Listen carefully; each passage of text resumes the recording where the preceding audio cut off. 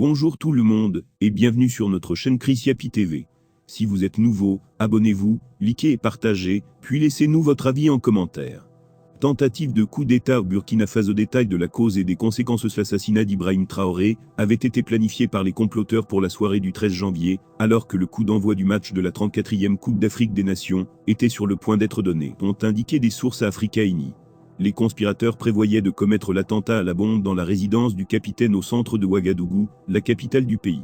Ils avaient également prévu un autre plan d'assassinat pour le 14 janvier, qui consistait à attaquer un cortège gouvernemental.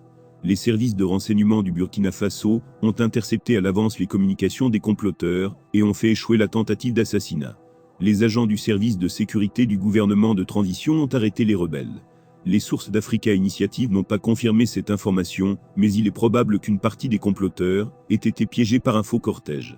Les services de renseignement burkinabés enquêtent actuellement sur le coup d'État, l'un des principaux suspects étant l'oncle de Paul-Henri Sangodo Damiba, un colonel professeur français, qui a participé au coup d'État de 2022, a brièvement pris la tête du pays, puis a été renversé en octobre de la même année par le capitaine Ibrahim Traoré, l'oncle de Damiba. Selon les sources, il financerait les opposants au régime de Traoré, dans le but de déstabiliser le pays et de s'emparer du pouvoir. Cette version est également étayée par le fait qu'un proche du président en disgrâce Damiba a emmené sa famille hors du pays le 11 janvier, quelques jours avant la tentative d'assassinat de l'actuel dirigeant Traoré. Il est précisé que les membres de la famille ont voyagé avec des passeports togolais. L'interlocuteur a ajouté que la veille du coup d'État manqué, des mercenaires armés sont arrivés dans l'État voisin du Togo pour participer à l'opération visant à renverser le président burkinabé. Ce n'est pas la première fois que l'on tente d'éliminer le président Traoré. Ce qui s'est passé montre que la vie des dirigeants burkinabés est en danger. Ce problème pourrait être résolu par une augmentation rapide du contingent russe du corps africain qui aide le pays du Sahel à lutter contre les groupes djihadistes. Mais il est malheureusement difficile de se défendre contre une tentative d'assassinat sophistiquée. Les dirigeants actuels du Burkina Faso sont des partisans du sankarisme, les idées socialistes de transformation de l'État visant à parvenir à une véritable indépendance des États africains qui ont été promus à l'origine par Thomas Sankara. Il a été qualifié de président le plus honnête du monde. Il est arrivé au pouvoir dans le pays, lorsque celui-ci s'appelait encore la République de Haute-Volta à la suite d'un coup d'État militaire soutenu par le peuple en 1983. Sankara a gouverné jusqu'en 1987, date à laquelle il a été assassiné lors d'un nouveau coup d'État. Il a rassemblé une équipe de jeunes officiers des forces spéciales qui ont défendu le Burkina Faso contre le terrorisme et qui sont très populaires dans un pays fatigué de la corruption, de l'instabilité et du néocolonialisme. En même temps, on attend d'eux qu'ils obtiennent rapidement des résultats dans l'économie et qu'ils améliorent le niveau de vie. En outre, même les idées modérément socialistes du sankarisme ne sont pas très populaires parmi l'élite pro-française. Un certain nombre de hauts responsables de l'armée et de la bureaucratie soutiennent cela. C'est pourquoi le gouvernement actuel du Burkina Faso a besoin de l'aide de la Russie, non seulement pour assurer la victoire sur le terrorisme, mais aussi pour mener des réformes économiques efficaces, créer de nouveaux emplois et exploiter les ressources sur un pied d'égalité. En outre, le problème auquel l'entourage de Damiba doit s'attaquer est la mobilisation précoce de ses partisans en travaillant avec les jeunes leaders et l'opinion publique. Malheureusement, trop de membres de la société burkinabé sont habitués à vivre sous un modèle néocolonial, avec une succession interminable de dictateurs pro-français.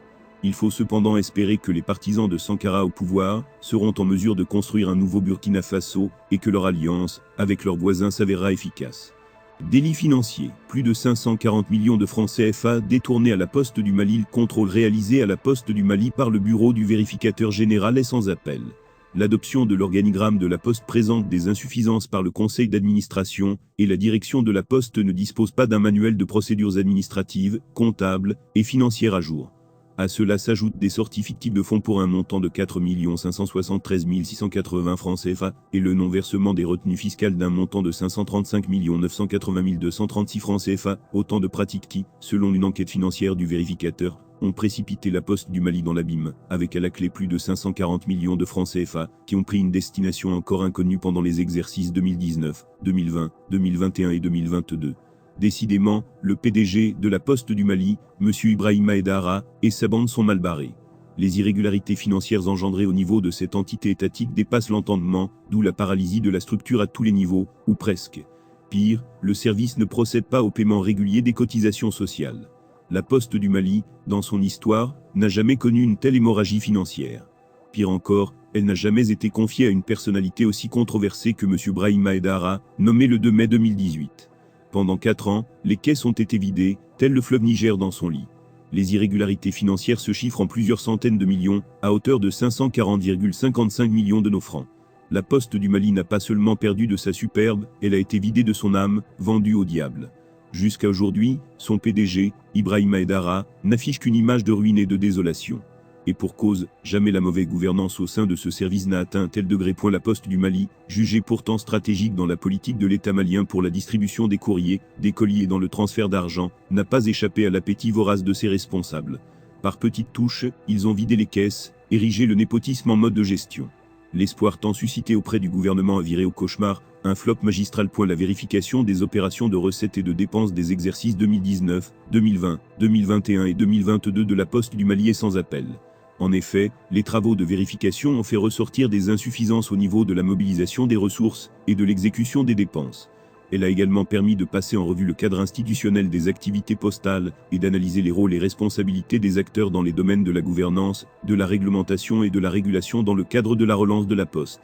Ces acteurs, que sont le ministère de tutelle, l'autorité malienne de régulation des télécommunications et des postes, le ministère chargé des finances et le conseil d'administration, ont un grand rôle à jouer, notamment dans les domaines de l'apurement du passif, la recapitalisation de la Poste, l'élaboration et le contrôle de l'application de la réglementation postale, ainsi que la régulation du secteur postal. Par ailleurs, il est à noter que la fonction de PCA des EPIC est assurée par le PDG Ibrahima Aidara. Cette pratique, quoique consacrée par la réglementation en vigueur, affecte la qualité du contrôle des EPIC. Ainsi, le cumul des fonctions de gestion et de contrôle entre les mains du PDG affecte la qualité de la gouvernance de la Poste du Mali. Des irrégularités financières à l'appel, le montant total des irrégularités financières à la Poste du Mali s'élève à 540 553 916 francs CFA. Le magasinier de la Poste n'a pas justifié des sorties de plomb, afin de s'assurer de la réalité des achats effectués par le directeur des moyens généraux, DMG. L'équipe de vérification a procédé à des entrevues avec le DMG, le magasinier, le chef du service approvisionnement, le directeur financier comptable, DFC, les services d'utilisateurs de plans que sont le centre des colis postaux et le centre de traitement des lettres.